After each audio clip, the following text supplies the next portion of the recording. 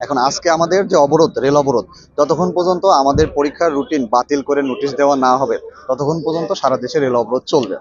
একটা কথা বলতে চাই কি, আমাদের যে রাষ্ট্রযন্ত্র তারা এমনভাবে চলে যে যতক্ষণ পর্যন্ত তাদের উপর প্রেশার ক্রিয়েট না করা হয় কোনো যৌক্তিক দাবি তারা মানে না।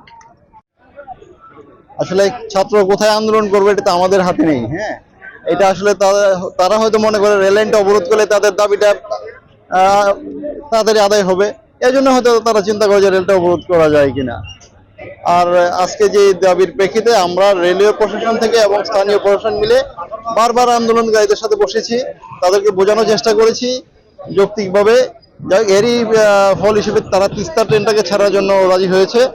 সম্ভবত বলছে যে পরের ট্রেনগুলো আর তারা ছাড়বে না।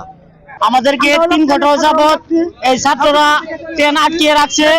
আমাদের সকলের বাড়িতে প্রয়োজন, কেউ কর্ম ব্যবস্থার জন্য বাড়িতে চলে যাচ্ছি, কেউ ছুটিতে বাড়িতে যাচ্ছি, অথবা আগামীকাল ব্যাক করতে হবে চাকরির জন্য।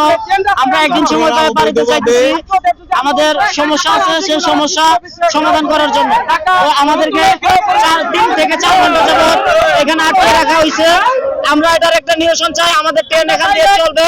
এবং আমরা সকাল 8টার সময় এয়ারপোর্ট থেকে ট্রেনে উঠছি, কিন্তু ট্রেন 12:30টার সময় জামালপুরে পৌঁছার কথা, কিন্তু এখন 3টা প্রায় কাছাকাছি এখনো ট্রেন আমাদেরকে ময়মনসিংহ কৃষি বিশ্ববিদ্যালয়ের সামনে আটকে রেখেছে।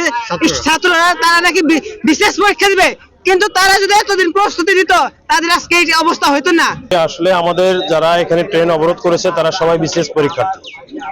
তাদের দাবি যেটা সেটা হলো যে বিশেষ পরীক্ষার প্রিলিমিনারি রেজাল্ট বের হওয়ার পরে যে লিখিত পরীক্ষার সময়টা হয়েছে এর মাঝখানে গ্যাপটা কম।